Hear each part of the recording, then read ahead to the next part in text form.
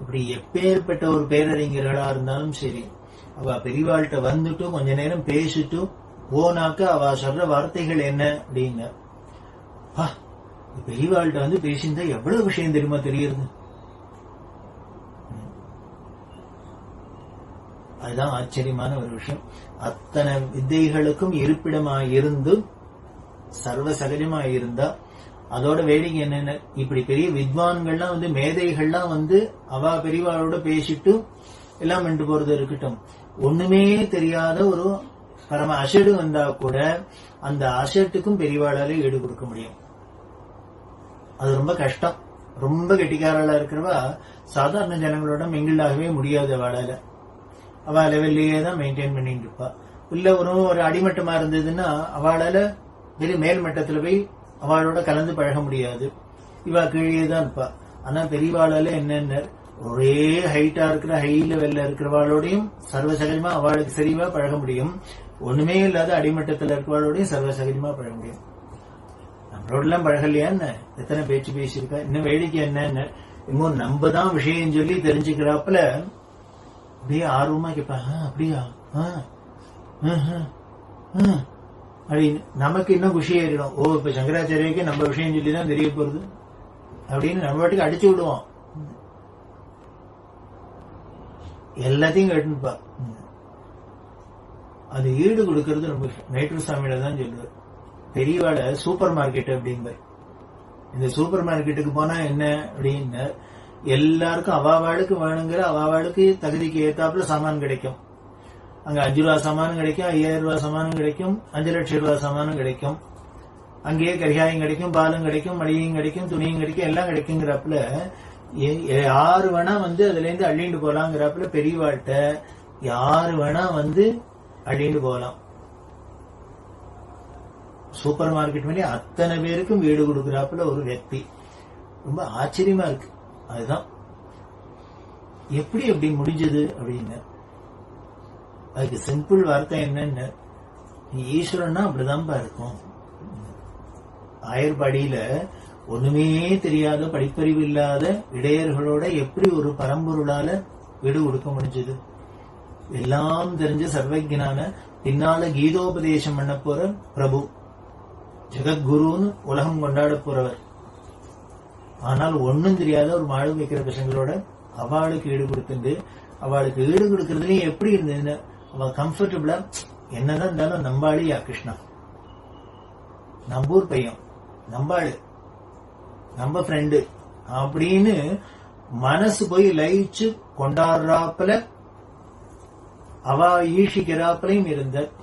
அதுக்கு ஏத்தாப்புல அதே மாதிரி பின்னால பெரிய விதுரர், அக்ரூரர், உத்தவர் மாதிரி இருக்கிற மகான்கள்லாம் அவன் என்னதான் இருந்தாலும் கிருஷ்ணன் நம்பாடு அப்படின்னு அவளும் கொண்டாடுறாப்புல இருந்தது. இப்படிதானே பெரியவா இருந்தா.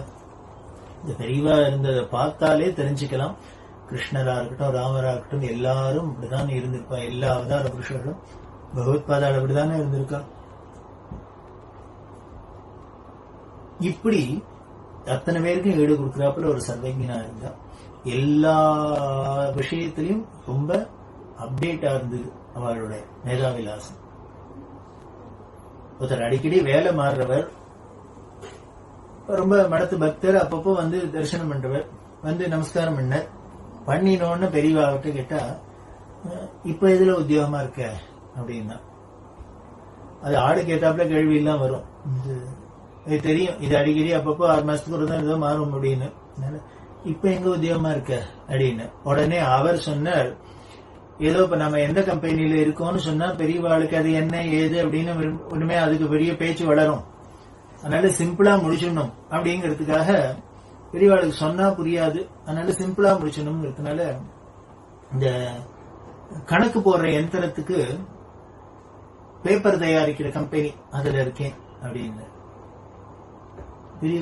என்னது அப்படின்னு, கணக்கு போடுற யந்திரம் அதுக்கு பேப்பர் தயாரிக்கிற கம்பெனி அப்படின்னு.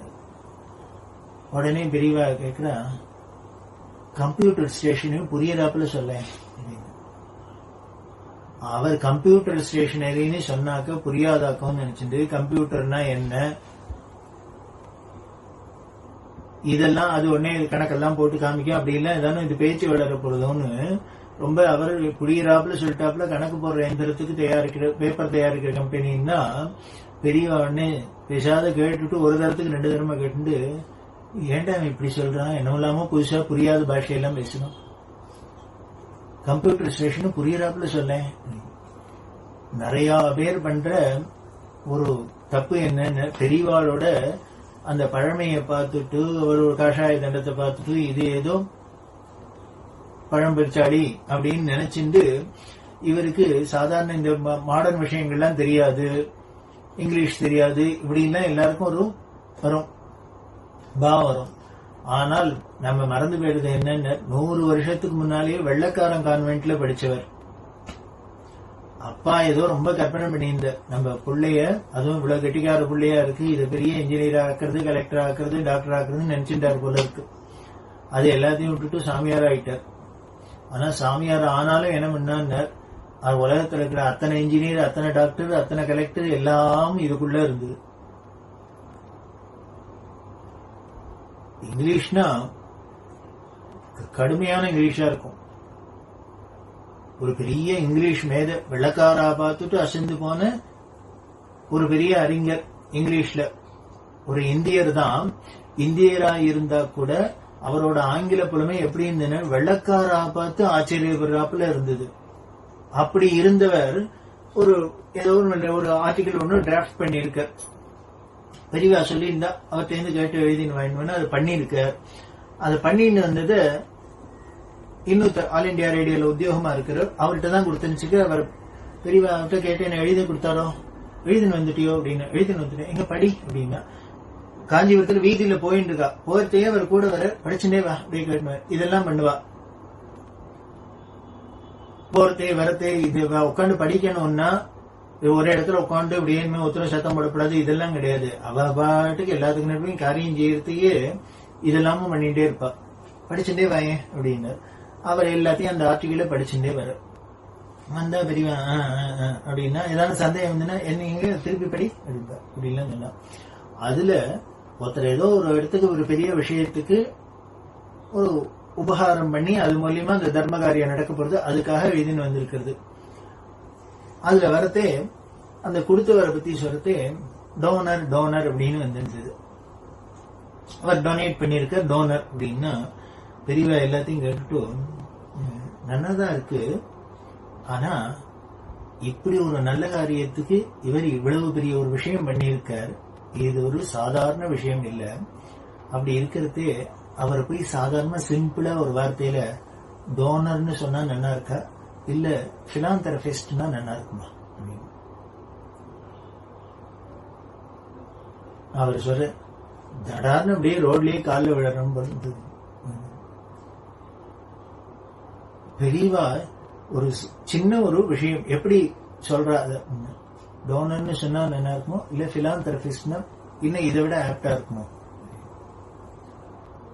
அவர் சொன்ன இல்ல இதுதான் ஆப்ட், பிலாந்தெரபிஸ்ட் அப்படின்னா கொடை வள்ளல், அதென்ன சொல்லணும். சும்மா சாதாரணமா ஏதோ 100 ரூபாய் 200 ரூபாய் கொடுத்திருக்காரு என்ன டோனருங்கிறதுக்கு இல்ல. இதை போட்டாக்க இன்னும் அவருக்கு ரொம்ப கௌரவமா இருக்குமோ, அவர் பண்ணின காரியத்துக்கு கௌரவமா இருக்குமோன்னு தோணித்து. நீ அவர் பெரிய எல்லாம் தெரிஞ்சவர், அதனால அவர்கிட்ட கேட்டு இந்த டோனருக்கு மேல பிலாந்தெரபிஸ்ட் மாத்தலான்னா மாத்திடும். அவர்கிட்ட போய் சொன்னா அவர் என்ன பண்றதுன்னு தெரியல. என்ன பிலாந்தெரபிஸ்ட்ங்கிற வார்த்தை வெள்ளக்காரன் பார்த்து ஆச்சரியப்படுறாப்புல ஆங்கில பொறுமை இருந்தவருக்கு பிலாந்தெரபிஸ்ட்ங்கிற வார்த்தை தெரியாத என்ன தெரியும். ஆனா என்ன அதை எந்த இடத்துல ஆப்டா யூஸ் பண்ணணுங்கிற அந்த நமக்கு சட்னு தோணல. ஆனா பெரியவாளுக்கு என்ன பண்ணுவாங்க இப்படிதான். அதுக்கப்புறம் அவர் என்ன பண்ணுவாங்க, அந்த மேதை பெரியவாள்கிட்ட ஏதாவது இங்கிலீஷ் அப்படின்னாலே கொஞ்சம் ஜாகிரதையா தான் இருக்கணும். நாம நினைக்கிறாப்புல கிடக்குறதுலாம் வெளியே போய் அங்க போய் இது நடப்படாது. இப்படி ஆங்கில புறமேல எத்தனை வேணா சொல்லிட்டு போலாம், எவ்வளவு வேணா சொல்லிட்டு போலாம். அவ்வளவு கடுமையான இங்கிலீஷா இருக்கும். அப்படி இருக்கும். ஜாகிரதை என்னட்டு சொல்றா, இந்த புகை பனி அப்படின்லாம் சொல்றமே, அதுக்கு நீங்க பாத்தீங்கன்னா சொல்லின் செல்வர் காஞ்சி மாமுனிவர் அப்படின்னு ஒரு புஸ்தகம் எழுதிருக்கு. அதுல பார்த்தா அப்படி சொல்ற ஒவ்வொரு லாங்குவேஜோட சிறப்பெல்லாம் பத்தி சொல்றது, ஆங்கிலத்தோட பெருமையை சொல்றாங்க. வந்து நம்ம சாதாரணமா ஒரு பனியினி அப்படின்னு சொல்றத அவ ஃபாகு, டியூக்கு, அது இதுன்னு வரிசையா அடிக்கிட்டு போறா. எவ்வளவு டிஃபரன்ஷியேட் பண்ணி எத்தனை தினசா ஒரு விஷயத்துக்கு வார்த்தை சொல்லியிருக்கா பத்தியோ. நம்ம ஒத்த வார்த்தையில முடிச்சுடுறது இங்கிலீஷ்ல எவ்வளவு தினசா அதை பிரிச்சு காமிக்கிறது அப்படின்னு அத்தனை லாங்குவேஜ்லயும் இருக்கிறது. எந்த லாங்குவேஜா இருக்கட்டும், தமிழா இருக்கட்டும், தமிழ்ல இருக்கிறவாளுக்கு இருந்தாப்புல மேதாவிலாசம் ஆச்சரியமா இருக்கும். ஓவே சுவாமிநாதையர் தமிழ் தாத்தா, அவர் பெரியவாளை என்னங்கிற தமிழ் கடவுள், தமிழ் தேவதால அவதாரம் அப்படிங்கிற. அவளுக்கு இஷ்ட தேவதை ஒண்ணு இருக்கும் இல்லையோ. எனக்கு முருகன் ரொம்ப இஷ்ட தேவதையா இருந்தா பெரியவா சுவாமிநாத சுவாமி அவதாரம்ங்கிறோம். அம்பாளா இருந்தா காமாட்சி அவதாரம், பிரதோஷ மாமாவரி பரமேஸ்வரனை பிடிச்சிருந்தா பரமேஸ்வர அவதாரம், பரம வைஷ்ணவாளா இருந்தா இவர் தான் ஸ்ரீமன் நாராயணன் அப்படின்லாம் சொல்றாப்புல. இவர் தமிழ் உபாசிச்சதுனால தமிழ் தாத்தா சொல்ற பெரியவாள அவ சாட்சாத் தமிழ் தேவதா அவதாரம். சொல்றவர் யாரு? சாதாரணப்பட்டவர் இல்ல, தமிழை தூக்கி நிறுத்தினவர்.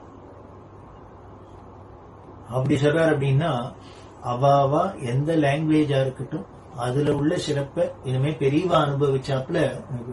பாரதியார் சொல்றாரு, பாரதியாரை போல இனிமே பெரிய தமிழர் உண்டா, தமிழ் பற்று உள்ளவர் உண்டா? ஆனா அவர் என்ன பண்றார் அப்படின்னா, யாமறிந்த மொழிகளிலே தமிழ் மொழி போல் இனிதாவது. இந்த வார்த்தை ரொம்ப கவனிக்கணும். அவர் நாம என்ன பண்றோம், தமிழை போல இனிமையே கிடையாதுன்னு பாரதியாரே சொல்லிட்டார் அப்படிங்கிறோம். ஆனா பாரதியார் என்ன வெறும் தமிழ் மட்டும் படிச்சுட்டு தமிழ் தான் இனிமேன்னு சொன்னாரா? இல்ல, முன்னால ஒரு வார்த்தை போட்டுக்கிறார், யாமறிந்த மொழிகளிலே. அப்படின்னா இவருக்கு இன்னும் பல மொழிகளும் பார்த்திருக்கிறது, தெரிஞ்சிருக்கு, கெட்டிக்காரர்.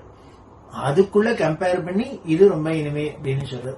அப்படி சொன்னவர் தான் சிந்து நதியின் மிசையை நிலவினிலே. அதுல என்ன சுந்தர தெலுங்கினில் பாட்டி செய்து சொல்றாரோடையும். ஏன் தமிழ்ல பாடிட்டு ஓட்டின்னு போகப்படாதா, தோணியை ஓட்டின்னு போகப்படாதா தமிழ் பெண்களோட? இல்ல. அதுதான் அந்த மகான்களோட குணம் என்ன, அறிஞர் உள்ள பரந்த மனசு. குறுகின ஒரு கிணறு இல்ல, அது கடல். எங்க என்ன நல்லது இருந்தாலும், எங்க எது இனிமையா இருந்தாலும் அத்தனையும் அங்கீகரிச்சுக்கிறது. அதுதான் தமிழ்நாட்டோட சிறப்பு. நம் பண்டைய தமிழர்கள்லாம் அப்படிதான் இருந்திருக்கா. நமது பாரத தேசத்தோட சிறப்பே அதான். அதுவும் தமிழ்நாட்டோட சிறப்பு ரொம்பவே. இதெல்லாம் தான் பெரியவா கவனிக்கிறார். அதுதான் நம்மளோட சிறப்பு. அப்படிதான் பெரியவா இருந்து காமிச்சா. அதனாலே இதுதான் அதுதான் அப்படின்னு நம்மளோட அறிவை உள்ளுக்குள்ள, நம்மளோட நேரவா உள்ளுக்குள்ள குறுக்கிக்காத பரந்த மனசோட, விஷால மனசோட எல்லா இடத்துலயும் எல்லாத்துலயும் இருக்கு நல்லது. ஏதோ ஒரு இடத்துலயும் அதாவது நல்லது இருக்குத்தான் இருக்கு. அப்படி இல்லைன்னா பகவான் அம்பாள் இதெல்லாம் சிருஷ்டியே பண்ணிருக்க மாட்டா. அதை என்ஜாய் பண்ணும். அதை இல்லைன்னா நமக்கு தான் நஷ்டம். அதுல உள்ள நல்லதை நமக்கு கொடுத்து வைக்கல, அனுபவிக்க. அப்படி இல்லை பெரியவா. இப்படிதான் வரவா எல்லாத்தையும் சொல்லிட்டு இருக்கா. வில்லுப்பாட்டு கலைஞர் சுப்பு ஆறுமுகம், அவர்கிட்ட பேசியிருந்தா வில்லுப்பாட்டெல்லாம் பத்தி பேச்சு வந்தது. அந்த வில்லுப்பாட்டோட பெருமை இப்ப இன்னும் நிறையவே எல்லாருக்கும் தெரியுது. அந்த வில்லுப்பாட்டுல என்ன சொல்றார் பெரியவா சொல்றா, நீ வில்லுப்பாட்டு மேடையில பண்றதையும் நான் உன்னையே பார்த்துட்டு ஏன் தெரியுமோ அப்படின்னா. அவர்கிட்ட கேட்டா என்ன சொல்லுவார், நான் ஒருத்தர் ஸ்டேஜ்ல உட்காந்து பண்றது உங்களையே பார்த்துட்டு இருக்கேன் அப்படின்னா, ஸ்டேஜ்ல உட்காந்து பண்றவாளை பார்க்காத வேற இடத்து பாக்குறது, ஏன் பார்த்துட்டு இருக்கேன்னு சொன்னா, நான் ரொம்ப அழகா இருக்கேன் என்னால பாக்குறேன்னு முடியுமா? பெரியவா சொல்றா, இல்லடா, உன்னோட சிரிப்பு கள்ளங்கப்படம் இல்லாத சிரிக்கிற, யதார்த்தமா இருக்கு. அது ஒண்ணு. ரெண்டாவது, உன் கையில இருக்கிற வில்ல பார்த்தாக்க உடனே ராமர் ஞாபகம் வருது. ராமர் எங்க இருந்தார்? அயோத்தி வடக்க. நீ பக்கவாதி என்ன வச்சிருக்க? உடுக்கு வச்சிருக்க. வில்லு பாட்டுக்கெல்லாம் உடுக்கு வச்சுக்கிறது சம்பிரதாயம். அந்த உடுக்கு பார்த்தாக்க என்ன ஞாபகம் வருதுன்னா பரமேஸ்வரன் ஞாபகம் வருது. அவர் எங்க இருக்கார்? ராமேஸ்வரத்துல ராமநாதரா இருக்கார். அது தெற்கு. வடக்க இருக்கிற அயோத்தியும், தெற்க இருக்கிற ராமேஸ்வரமும், வடக்க இருக்கிற ராமரும். அவர் நார்த் இந்தியன் தானே. இவரை என்ன சொல்றாரு? தென்னோடுடைய சிவனையை போட்டி. அவர் எங்கூர்காரரியா? சவுத் இந்தியனியா? இப்படி ரெண்டையும் ஒன்னா இணைக்கிறாப்புல ஞாபகப்படுத்துறாப்புல இருக்கு உன்னோட கலையில தான். அதனாலதான் நான் அதையே பார்த்துட்டு இருக்கேன் அப்படின்னு சுப்புவாரமன் சொல்லுவேன். வேடிக்கை என்னன்னு அதை நாம வச்சுட்டே இருக்கிற நாம அதை பார்த்து அப்படின்லாம் நமக்கு அந்த பக்தி வந்ததோ இல்லையோ, ஆனா பெரியவங்க பார்வை தான், மகான்களோட பார்வை தான் அப்படின்னு சொல்லிட்டு இத்தனையும் சொல்லிட்டு உடனே சொல்ற அது சரி இப்படி எல்லாம் இருக்கு, ஒரு ஃப்ளூட் ஒண்ணு வச்சுக்க கூடாதோ, ஏன் வச்சுக்கல நீ உனக்கு அப்படின்னா, அதையும் வச்சிருக்கலாமே. உடனே அவர் சொன்னார், இல்ல நாங்க எங்க திருநெல்வேலிக்காரங்களுக்கு எல்லாம் அது வடக்கத்தி வாத்தியானம், எங்களுக்கு அது அபிப்பிராயம் கிடையாது, நிஷித்தம் அப்படின்னு. நமக்கு தான் எங்க போனாலும் உடனே வடக்கு தெற்கு கிழக்கு மேற்குன்னு திசையில என்ன மயங்கிட்டு இருப்போம். உடனே பெரியவா சொல்ல, ஓ அப்படி நீ சொல்றியோ, நான் எதுக்கு கேட்டேன்னா, இப்ப அந்த ஃப்ளூட்டும் இருந்ததுன்னு வச்சுக்கோ, உன் வில்ல பார்த்தா ராமர் ஞாபகம் வந்துடுது, உடுக்கையை பார்த்தா சிவன் ஞாபகம் வந்துடுது, அந்த ஃப்ளூட்டை பார்த்தா கிருஷ்ணர் ஞாபகம் வருமோ இல்லையோ, அதுக்காக கேட்டேன். இத சொல்லி சொல்லி உருகிற சுப்பாரமன் என்ன பெரியவங்க, அதான் பெரியவங்க. நாம என்னடானா வடக்கு தெற்கு கிழக்கு மேற்குன்னு திசையில மயங்கிண்டு நாம உள்ளுக்குள்ள கிடக்கும். ஆனா பெரியவங்களோட பார்வை எப்படிங்க, அதுல எல்லாத்துலயும் அந்த தெய்வீகத்தை பாக்குறாப்புல இருக்கு. நமக்கு ஃப்ளூட்டை பார்த்தா கிருஷ்ணரா ஞாபகம் வருது, வில்ல பார்த்தா ராமரா ஞாபகம் வருது இல்ல. ஆனா பெரியவாளுக்கு அப்படித்தான் வரும். அதுக்காக சொன்னேன் அப்படின்னு அவசியம் வச்சுக்கிறேன். இந்த ஃப்ளூட்டை வச்சுக்கிறதுல இப்படி ஒரு தாற்பயம் இருக்கு, இப்படி ஒரு உயர்வு கிடைக்கும் அப்படின்னா இதை விட என்ன தடை, அவசியம் வச்சுக்கணும். இப்படிதான் ஒவ்வொரு விஷயத்திலையும் ஒவ்வொரு பெரியவாளோட பார்வை தனியா இருக்கும். அதை எடுத்து அவள்கிட்ட சொல்றதே அவ ரொம்பவே என்ஜாய் பண்ணுவா, அவள்லாம் அனுபவிப்பா. இதுக்குதான் பெரியவாள்கிட்ட போகணும், இதுக்குதான் பெரியவாள்கிட்ட போகணும். அப்படி லாங்குவேஜா இருக்கட்டும் இல்ல எந்த ஒரு விஷயமா இருக்கட்டும், எல்லாத்துலயும் ஒரு பரந்த ஒரு மனப்பான்மையோட பெரியவாயிருந்தார். அப்படி இருக்கிற பெரியவாளோட மேதாவிலாசத்துல எல்லா துறைகள்லயும் இவர் தான் பெரிய அறிஞர்னு அந்தந்த துறையை சேர்ந்தவாழ்லாம் சொன்னா அப்படின்னு சொன்னோம். திருப்புகழ்மணி T.M. கிருஷ்ணசுவாமி அப்படின்னு இருந்தார். மயிலாப்பூர்ல பெரிய வக்கீல், ஹைகோர்ட் லாயர். பெரியவாழ்கிட்ட அப்படி ஒரு பக்தி ஸ்ரத்த எல்லாம் பண்றவர், கைங்கரியம் பண்றவர். பெரியவா என்ன பண்ணார், இந்த வேதரட்சண நிதி ட்ரஸ்ட் இதெல்லாம் ஆரம்பிச்சா இல்லையா, அப்படி ஆரம்பிக்கிறச்சு அதுக்கு ஃபண்ட் எல்லாம் ரைஸ் பண்ணணும்.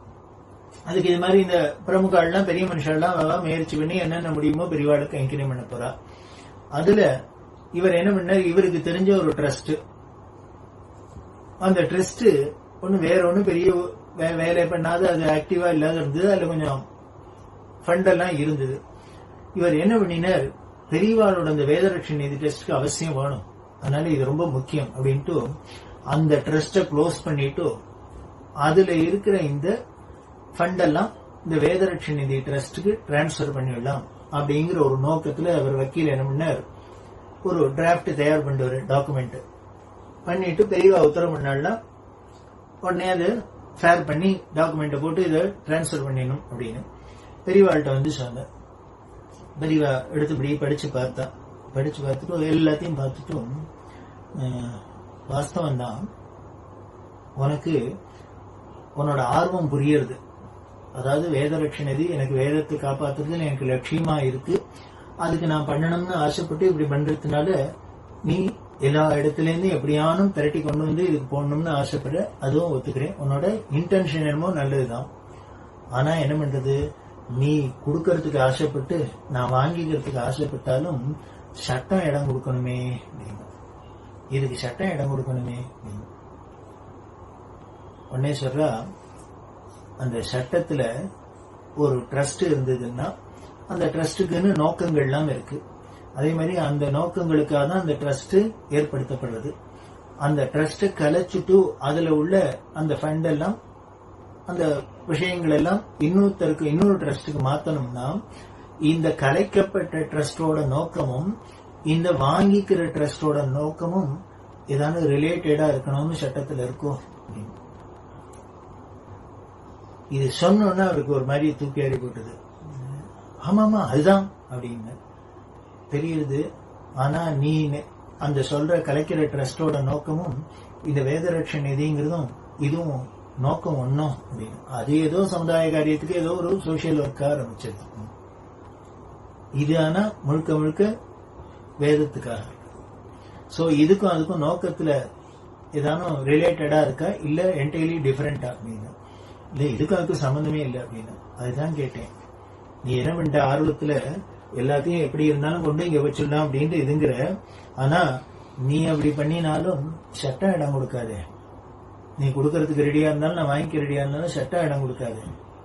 அதனால இந்த ட்ரஸ்ட் கலைச்சு இதுல மாத்த முடியாது.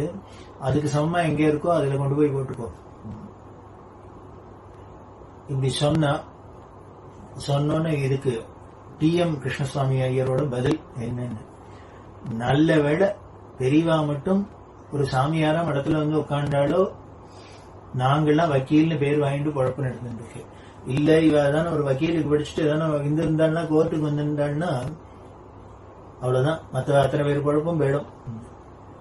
பெரியவா ஏதோ சுவாமிகளா உட்காந்துருக்கார மடத்துல நாங்கெல்லாம் பேர் வாங்கிட்டு வக்கீல்னு பேர் வாங்கிட்டு குழப்பம் நடத்திருக்கோம். அப்படி சொல்றவர் யாரு? பெரிய ஹைகோர்ட் லாயர்.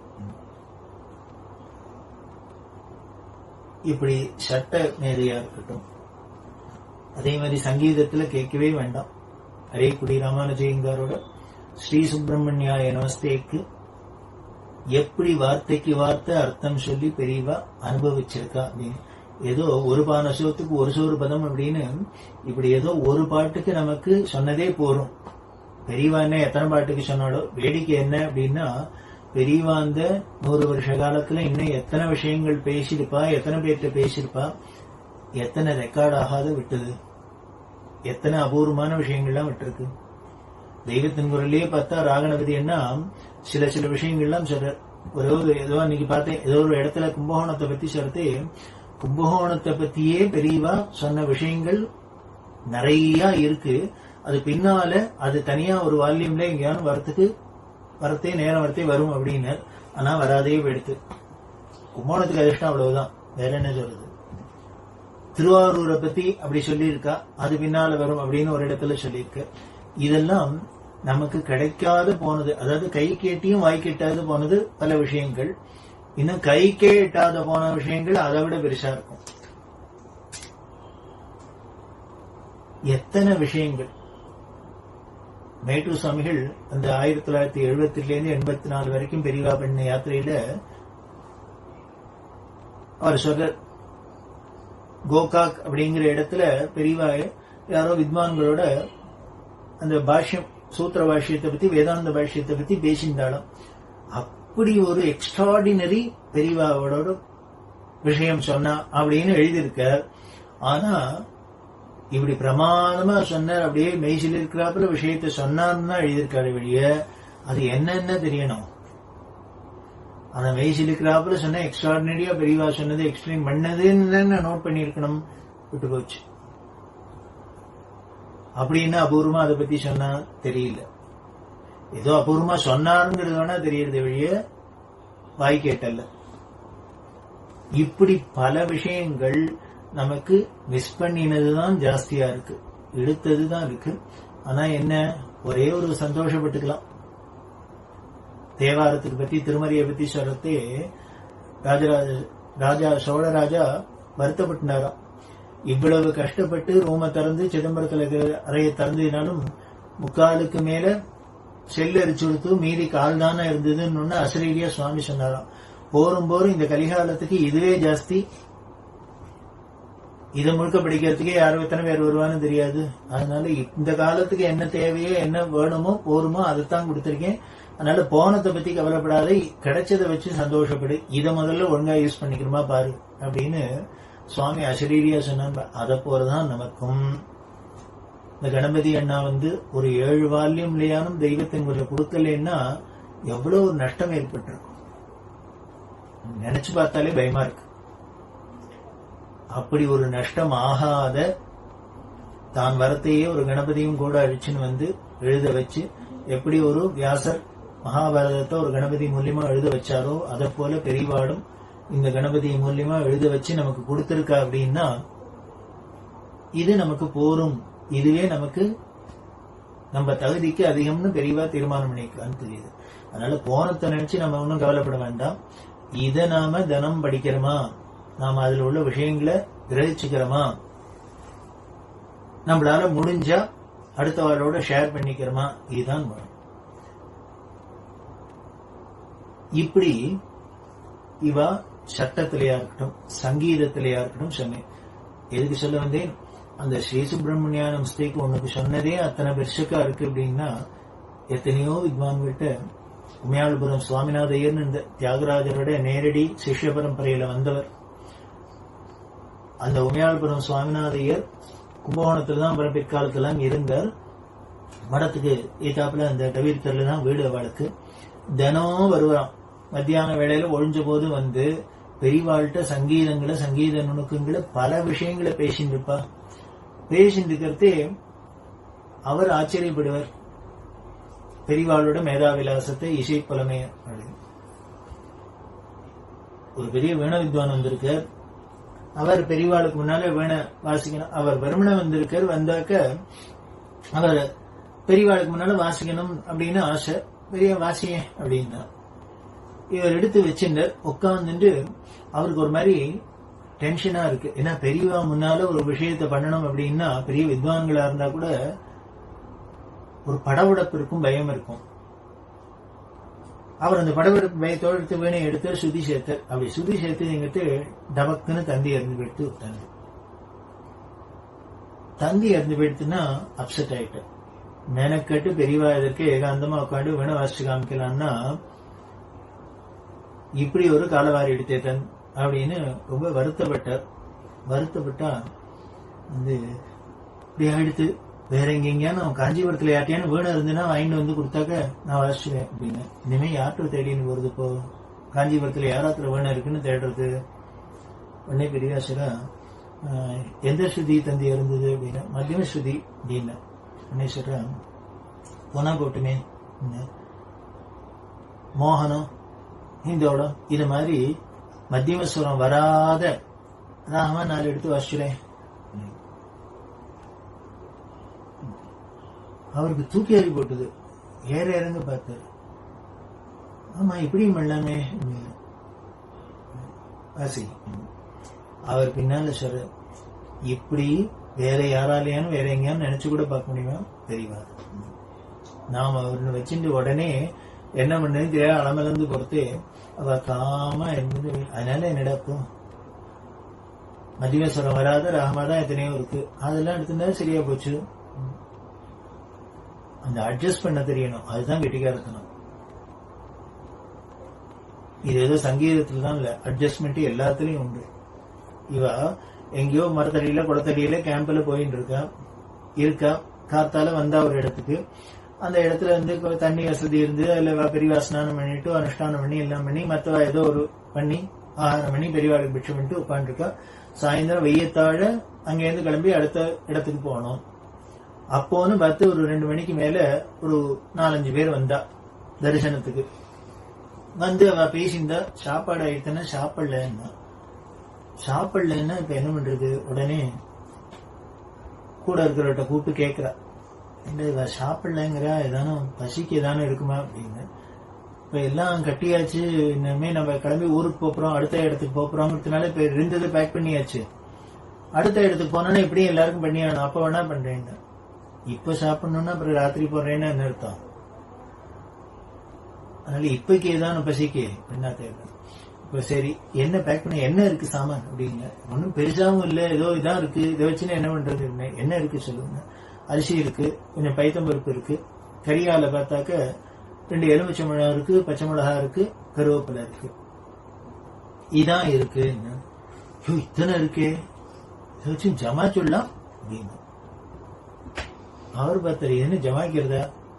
உடனே பெரியவாசரா, அந்த அரிசியை களைஞ்சிக்கோ, அதை அப்படியே இந்த கழநீர்லாம் கீழே கொட்டாத, ஒரு பாத்திரத்துல ஊத்திக்கோ, இந்த பைத்தம்பருப்பை வேக போடு, அது 3/4 வேக்காடு வந்தோடனே அதுல இருக்கிற பாதியை எடுத்து ஒரு தட்டுல கொட்டு, அதுல துளி உப்பு போட்டு ஒரு கடுகை தாளிச்சு கொட்டினீங்கன்னா சுண்டல் ஆச்சு. மீதி அந்த பருப்பை நல்லா கரைய விடு, அதுல நிறைய தண்ணியை விட்டு விழாவு. ஒரு எலுமிச்சம் எடுத்த புளி, அது போடுறதையே ஒரு பச்சை மிளகாயம் போட்டு கொதிக்க விடு. ரசம் சாத்த வெடிச்சிடும். அந்த கைநீர் எடுத்து வச்சிருக்கு இல்லையா, அதுல ஒரு எலுமிச்சம் எடுத்த புளி, ஒரு கருவேப்பிலை கசக்கு, உப்பு போட்டு கசக்கு, மோர் ரெடி. சாதம் ஆச்சு, ரசம் ஆச்சு, தொட்டுக்கிறதுக்கு ஒரு சுண்டல் ஆச்சு, மோர்ஜா ஆச்சு. இதை விட என்ன இந்த காட்டுல போன பெரிய விருந்து வைக்கணும்? இதுவே பெரிய விருந்து தான். இதை தயார் பண்ணிடுறியா, பண்ணிடலாமா அப்படின்னு அவருக்கு ஆச்சரியம். என்ன அது சமையல்லாம் இவ்வளவு சிம்பிளா முடிச்சுட்டு இருப்பார், நமக்கு என்ன குக்கர், கிரைண்டர், மிக்சி, கேஸ் இத்தனையும் வச்சுட்டு திண்டாட வேண்டியிருக்கு. படு சிம்பிளா முடிச்சுட்டா, பண்ணிட அப்படின்னு. எத்தனை நேரம் ஆகும்னா, ஆகும் 1/2 மணி 3/4 மணியில பண்ணிடலாம். நீ என்ன பண்ணு, அதை பண்ணு. அது வரைக்கும் நான் அவள்கிட்ட மேய்ச்சி கட்டின்னு இருக்கேன் பேசிட்டு. ஏன்னா அவ பாத்திரப்படாது. ரெசிபி எல்லாம் பார்த்தா இந்த பொம்மநாட்டி எல்லாம் சமையல் உள்ளுக்குள்ளேயே புருஷால விடாததுக்கு காரணம் என்னன்னு, இந்த புருஷாலாம் சும்மா இருக்கு தெரியாதுதானே வளரும். வெளியில வந்தவா இருக்கே, ஐய இதை போட்டு அதுவாது அவ எத்தையோ தண்ணியை விட்டு அத்தை விட்டு இதை விட்டு எத்தையோ கோல்மால் பண்ணி எத்தையோ பண்ணி வச்சிருப்பா. வந்தவா இதற்கு கௌரவமா முடிச்சுடலான்னா இவாள்லாம் ஏதானு வளருவா. அதனாலதான் அவன் என்ன பண்ணுவா, பயந்துட்டு எல்லாம் வரும் ரெடியானு சொன்னேன், நீங்க அங்க வெளியில போய் உட்காந்து அப்படின்பா இல்லையா. அத மாதிரி பெரியவா என்ன பண்ணா, இந்த வந்தவாளை நான் மேய்ச்சி கட்டி இன்னைக்கு என் சமையல் ஆற வரைக்கும் நீ ஆனதுக்கு அப்புறம் சொல்லு, அவளை உள்ள அனுப்புறேன். அவள்கிட்ட பேச ஆரம்பிச்சா கேட்பானே, உங்க தாத்தா அப்படி பண்ணாரு, உங்க அப்பா அத்தை பண்ணான்னா உடனே அவளுக்கு மெய் மறந்து போயிடும். அவ்வளவுதான். இப்படி எல்லாம் பேசிண்டா இவர் சமையல்லாம் ஆச்சு. உடனே ஆயிடுத்துன்னு தெரிஞ்சோன்னு நான் பாட்டுக்கு பேசிட்டே இருப்பேன். உங்களுக்கு பசிக்கிறது கூட தெரியாது. போய் முதல்ல இன்னும் ஒர்க்கோ தெரியல, ஒரு ரசமா சாப்பிட்டு வந்துருங்க அப்படின்னு. அவ போனா இத்தனை நேரம் என்ன காஞ்சி வேற பசியோட வந்திருக்காடா. வந்ததுக்கு இவர் கொதிக்க கொதிக்க ஜம்மனை சாத்தையும் போட்டு இந்த ரசத்தையும் விட்டு சுண்டலையும் போட்டு, இதுனா தேவாமிரதமா இருக்கு சாப்பிட்றா. மோரை விட்டாக்க இது மாதிரி மோர் நாங்க குடிச்சதே கிடையாது, தேவாமிரதமா இருக்கு, எல்லாம் தான் பெரியவா பிரசாதம் அப்படின்னு. எங்களுக்கு என்ன தெரியும் பெரியவா பிரசாதம் கழநீர்னு. கழநீர் இருந்தா விழுந்து விழுந்து குடிப்பேனா, வந்தவன் படக்காரெல்லாம் ஆத்துலன்னா ஏட்டு உங்களுக்கு வாங்கி நன்னா துவைக்கிறேள். அதை விட இது பிரமாதமா இருக்குன்னா சாப்பிட்டா. நான் இதுக்கு மேல இனிமே இந்த டயத்துக்கு தேவாமிரதமா இருந்தது, இப்படி ஒரு விருந்து சாப்பிட்டதே இல்லை அப்படின்னு அவெல்லாம் ஒரே ஐடியா சமைச்சு வர ரைஸ் பண்ணிட்டு வந்தா. என்ன ஏதானும் சாப்பிட்றாப்புல இருந்தது சாப்பிட்டேன். ஐயோ சாப்பிட பிரமாதமா இருந்தது, இதுக்காக அடிக்கடி பெரியவா தரிசனத்துக்கு வரணும் போல இருக்கு. முடிஞ்சது, சரி போயிட்டு வாங்கோ. போனா அப்புறம் தெரிக்கிறா, ஒன்னும் தெரியலையே அவளுக்கு, ஒன்னும் கண்டுபிடிக்கலையே அப்படின்னு. அது எப்படி கண்டுபிடிப்பா, சொல்லி கொடுத்திருக்கிறது சங்கராச்சாரியார்னா இதான் பெரியவா. அப்புறம் சொல்ல, இவரு எது இருக்கோ அதை வச்சுன்னு சமாளிச்சோம். இந்த சமயத்துலவே அது இல்லை இது இல்லை அத்த கொண்டா அப்படின்னா என்ன பண்றது, முடியாத சமயத்துல எத்தையோ பண்ணும், ஆட்சி போச்சுன்னு சமைச்சு. இப்படி எந்த ஒரு சிச்சுவேஷனையும் இதுங்கன்னா அது பெரிய அறிஞரா இருந்தாதான், மேதாவியா இருந்தாதான் முடியும். அதைத்தான் பெரியவா நமக்கு பண்ணி காமிச்சோம். இப்படி ஒரு சமையலா இருக்கட்டும், சாப்பாடா இருக்கட்டும், சங்கீதமா இருக்கட்டும், இல்ல மருத்துவமா இருக்கட்டும், வேதாந்தமா இருக்கட்டும், சாஸ்திரமா இருக்கட்டும், புராணமா இருக்கட்டும், இதிகாசமா இருக்கட்டும். ஒரு பெரிய ராமாயண பிரவச்சனம் என்றவர், அவர் சுந்தரகாண்ட பிரவச்சனத்துல ரொம்ப எக்ஸ்பர்ட். அவர் சொல்றதே 100வது தரம் பண்ண போறேன், பெரியவா அனுகிரகம் பண்ணும் அப்படின்னா பெரியவா சொல்ற 100 தரம் ராமாயணம் பண்ணிருக்க, அதனால உங்ககிட்ட தான் கேட்கணும். இந்த ஆஞ்சநேயர் லங்கைக்கு போனோன்னு அசோகவனத்துல எந்த மரத்துல இருந்துன்னு சீதையை பார்த்தார் அப்படின்னு, சிம்சுபாகுங்கிற விருட்சத்துல இருந்து பார்த்தார். அவரையும் அந்த மரத்துல உட்காந்து பார்த்தார் அப்படின்னு. நம்ம அசோகவனம்ங்கிறோம். அசோகவனம்னா கூட அதுல வெறும் அசோக மரம் மட்டும் இல்ல, வேற என்னென்ன மரங்களா இருந்ததுன்னு வால்மீகி வர்ணிச்சிருக்கார். அவர் ஏன் அதுல உட்காந்து பார்த்தாருன்னா நம்ம என்ன சொல்ல முடியும், ஏதோ அதான் வாகா இருந்தது உட்காந்து பார்த்தாருன்னு வச்சுக்கலாம். உடனே பெரியவா சொல்றா, அவர் ஏதோ உட்காந்து பார்த்து, அவர் என்ன பண்ணிட்டு ஒரு வானரம் அது ஏதோ மரத்துக்கு மேல கிழக்கிலே தவறுத்து இதுல உட்காந்துது பார்த்தது அப்படின்னு வச்சுக்கலாம். எதனால இதுல உட்காண்டான்னு சொல்ல முடியாது. உடனே பெரியவா சொன்னா, வாஸ்தவம்னா சாதாரண குரங்கா இருந்தா அது ஏதோ கிளை தாவித்து அப்படின்னு வச்சுக்கலாம். இதுவோ நவவியாக்கரண பண்டிதன், அப்பேற்பட்ட கெட்டிக்காரன் ஒரு காரியம் பண்ணினா ஏதோ ரீசன் இருக்குமோ இல்லையோ, காரணம் இருக்கணுமே. அப்புறம் ஜெகா பெரியவா வேற ஒண்ணும் இல்ல, அவ்வளவு கடுபிடியில அவ்வளவு செக்யூரிட்டியில சீதையை அவன் சிறைப்படுத்தி வச்சிருக்கான் ராவணன். அதனால அவனுக்கு தெரியாத காத்து கூட உள்ள நுழைஞ்சிட முடியாது அப்படிங்கிற ஒரு இடத்துல போய் ஒரு தூதனா இருக்கிறவன் பண்ண வேண்டியது, முதல் கவனிக்க வேண்டியது என்ன, நம்ம ஒரு இடத்துக்கு போய் உளவறிஞ்சுன்னு வந்து விஷயம் கேதர் பண்றோமோ இல்லையோ, போன இடத்துல மாட்டின்னு விடாத இருக்கணும்.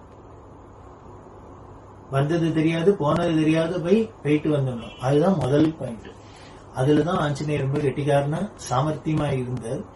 அதனால சீதையும் பார்க்கணும், ஆனா ராவணன்ட்டு மாட்டின்னு விடவும் கூடாது. ஏன்னா வாழலாம் பின்னாலே சுத்திட்டு வாட்ச் பண்ணிட்டே இருக்கு. அதனால பார்த்தாராம், தன்னோட கலருக்கு மேட்சா கண்டுபிடிக்க முடியாத, அதுல உட்காண்டாலும் தான் இருக்கிறது டிஃபரெண்டா தெரியாத தன் உடம்பு கலருக்கு மேட்சா எந்த மரம் இருக்குன்னு பார்த்தார். அது சிம்ஸ்வாவு தான் அதுக்கு டேலி ஆச்சு. அதுல உட்கார்ந்துன்னு பார்த்தார், தன் அடையாளம் கண்டுடாத இருக்கணும் அப்படிங்கிறதுக்காக. இப்படி சொன்னா இதத்தான் மிலிட்ரியில கேமஃபிளாஜ் அப்படின்னு டெக்னிக்கா சொல்றா.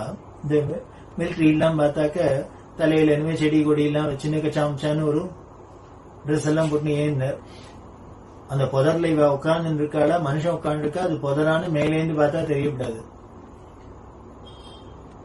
அங்க போய் வெள்ள வெளியேன்னு நேவி ட்ரெஸ் மாதிரி கொடுத்தாக்க அவன் நேர பார்த்து தலையிலேயே பாம்பு போட்டு போயிடுவான். எதிரிய குழப்பணும், அடையாளம் கண்டுபிடிக்க கூடாது, அப்படி இருக்கணும். அதுதான் கெட்டிக்காரத்தனம். தூதனுக்கு அழகு, வீரனுக்கு அழகு. அதனால ஆஞ்சநேயர் அப்படி இருந்தார். இந்த வியாக்கியானம் வந்தவர் வித்வான் தானே அவர். இல்ல இப்படி ஒரு இது நான் இது வரைக்கும் கேள்விப்படல, ரொம்ப அழகா இருக்கு அப்படின்னு உடனே பெரியவா சொல்றா, சொன்னேன் நீ அப்படி போய் 100 கணக்கா உபன்யாசம் பண்ணிக்கள். உங்களை மாதிரி படிச்சவாள்லாம் இந்த புராண இதிகாசங்கள்லாம் சொல்றது, இந்த காலத்து குழந்தைகளுக்கெல்லாம் ஏதோ இந்த புராண இதிகாசம்லாம் இல்ல ஒண்ணுமே இல்ல, வெறும் விஷயமே இல்ல, சும்மா ஏதோ கதை ரீல் விட்டுருக்கா அப்படின்லாம் தோன்றது. அப்படி இருக்கக்கூடாது. அதுல எல்லாமே இது மாதிரி இப்போ இருக்கிற நல்ல விஷயங்கள் எல்லாமே இருக்கு, இந்த விஞ்ஞானபூர்வமான விஷயங்கள் எல்லாமும் அதுல நிரம்பி இருக்கு அப்படிங்கறதுல நீங்களாம் எடுத்து சொன்னேன் அப்படின்னா அவளுக்கெல்லாம் உடனே இந்த இளைஞர்களுக்கெல்லாம் இந்த புராண இதிகாசங்கள் மேல் எல்லாமே ஒரு நம்பிக்கை வந்துடும். அதுதான் முக்கியம். அதுக்காக சொன்னேன். சாண்டூர்ங்கிற இடத்துல இருக்கா, சாண்டூர் ராஜா, அவர் யுவராஜா. ஒரு நாளைக்கு அவரோட பேசிட்டு இருக்கிறது அவர் கேட்ட, துவைதம் அத்வைதம் என்ன வித்தியாசம் பெரியவா வியாக்கியானம் பண்ணும் அப்படின்னு. பெரியவா அதை விட்டா,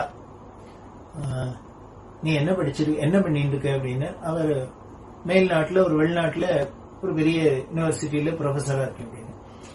நீ என்ன படிச்சிருக்கன்னு, PhD பண்ணிருக்க, எதுல என்ன, மேக்ஸ் அப்படின்னு. அவர் பொதுவா மேக்ஸ்னாக்க வந்து அதுல என்ன அப்படின்னு அவர் பெரியவாளுக்கு புரியாதாக்கும்னு நினைச்சுட்டு குவாண்டம் தியரி அப்படின்னு. குவாண்டம் தியரியில பெரிய சங்கராச்சாரியருக்கு என்ன தெரிய போறதுன்னு அவருக்கு பாவம். குவாண்டம் தியரியா அப்படின்ட்டு உடனே உட்காந்து மண்ணுல 2 ரவுண்டு போட்டா, அதுல 1 பிளஸ் 1 மைனஸ் போட்டுட்டு உடனே அவர்கிட்ட கேட்கிறா, இந்த குவாண்டம் தியரியில ரிசர்ச் பண்ணேங்கிறிய பாசிட்டிவ் அப்ரோச்சா நெகட்டிவ் அப்ரோச்ல பண்ணியா? இது கேட்டோன்னா அவருக்கு முடிச்சுன்னு விட்டார். இது சாதாரண சங்கராச்சாரியார் இல்ல, சர்வஜன். அவர் ஏதோ வெறுமனை இதெல்லாம் சொன்னாங்க புரியாதாக்குன்னு வெறுமனை மொட்டையா மேக்ஸ் மேக்ஸ்ல என்னன்னு கேட்டா அப்புறம் குவாண்டம் தியரின்னு எல்லாத்தையும் சொன்னா இப்படி உடனே அவர் சொன்ன பாசிட்டிவ் அப்ரோச் அப்படின்னு. உடனே பெரியவாக்கிட்டா, ஏன் நெகட்டிவ் அப்ரோச்ல பண்ணா ரொம்ப கஷ்டமா இருக்கும்னு பாசிட்டிவ் வச்சுட்டே இருக்கும். அவர் என்ன பதில் சொல்றது? உடனே பெரியவா சொல்றா, என்ன பண்றது, அந்த ஒண்ணுலேருந்து தான் பலது பிரிஞ்சு பிரிஞ்சு பிரிஞ்சு போய் பலவிதமா ஆயிருக்கு அப்படின்லாம் சொல்லப்படுது. அப்படி இருக்கிற இந்த குவாண்டம் தியரியில இருக்கிற இந்த விஷயங்கள் எல்லாம் நம்ம வேதத்துல சொல்லியிருக்கு அப்படின்னு வேதத்திலேருந்து கோட் பண்ண ஆரம்பிச்சார். கோட் பண்ணி ரெஃபர்லாம் பண்ணிட்டு அப்படி சொல்றது அப்படிலாம் சொல்லி கடைசியில என்ன முடிச்சாங்க, இப்படி இந்த ஒன்னா இருக்கிறது தான் பலவா விரிஞ்சு இருக்கு தெரியுது. அதத்தான் அத்வைதம் துவைதம்னு சொல்றோம். அந்த பிரம்மம் ஒண்ணுதான், அந்த பிரம்மத்திலேருந்து தான் சர்வமும் உற்பத்தியாகி வெளியில வந்து வந்து இத்தனையாவும் பிரபஞ்சமா இருக்குன்னு சொல்றது பத்தியா. இதுதான் அந்த ஒன்னா இருக்கிறதே ஒண்ணுன்னு சொல்றது அத்வைதம். இப்படி பலவா விரிஞ்சு நம்ம கண்ணுக்கு தெரியறதே அது துவைதமா தெரியுது. இப்படின்னு அவர் துவைதம் அத்வைதத்துக்கு உள்ள கேட்டதுக்கு இப்படி குவாண்டம் தியரி மேலயுமே ப்ரூஃப். அவர் எதுல PhD பண்ணாரோ அதுல இப்படி எல்லாம் எக்ஸ்பிளைன் பண்ண நிஜமாவே அவர் அசந்து போயிட்டார். உட்கார்ந்து உடனே பெரியவா கேட்கிறா, நம்ம வேதத்திலேயே இப்படி எல்லாம் இத்தனை இருக்குன்னு தெரிஞ்சீங்கன்னா நீ அனாவசியமா அங்கெல்லாம் போய் அலைஞ்சிருக்க மாட்டியோ, சிவனே இங்கேயே இந்த வேதம் எல்லாம் படிச்சிருந்திருக்கலாம்னு தோன்றது அவனுக்கு.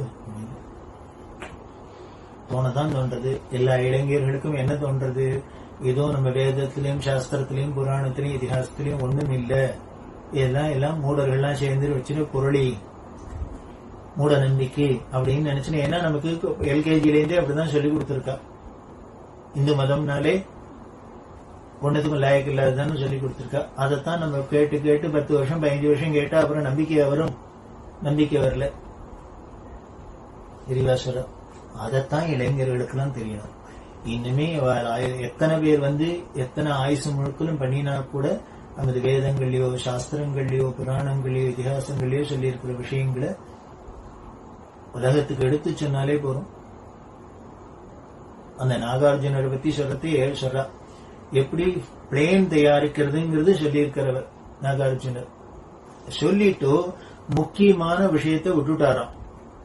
ராஜாராமன் சொல்றா, ஏன் விட்டார் தெரியுமோன்னு.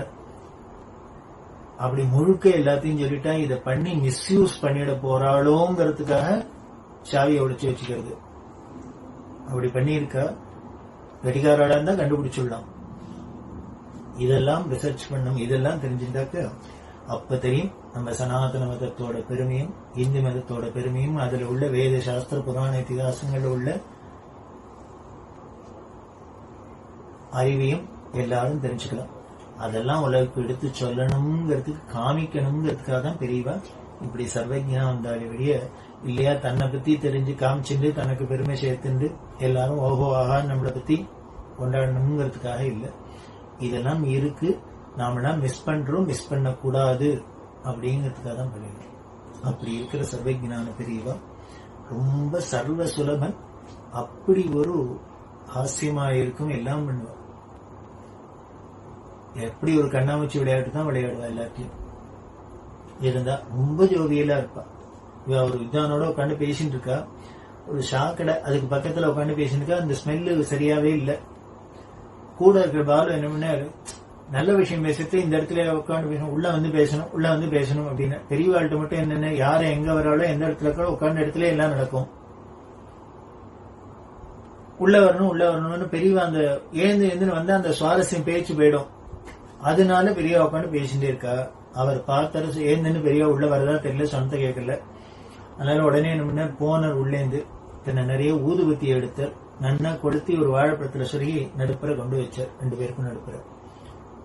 அது வச்சோன்னு அப்படி பார்த்துட்டு அவர்கிட்ட சொல்றா, அயோக்கிய பைய, இவனை போல அயோக்கியம் கிடையாது அப்படின்னு. அவர் வேந்து போயிட்டார். பாவம் கைங்கரியம் வேக்கு இப்படி திட்டுறாரு.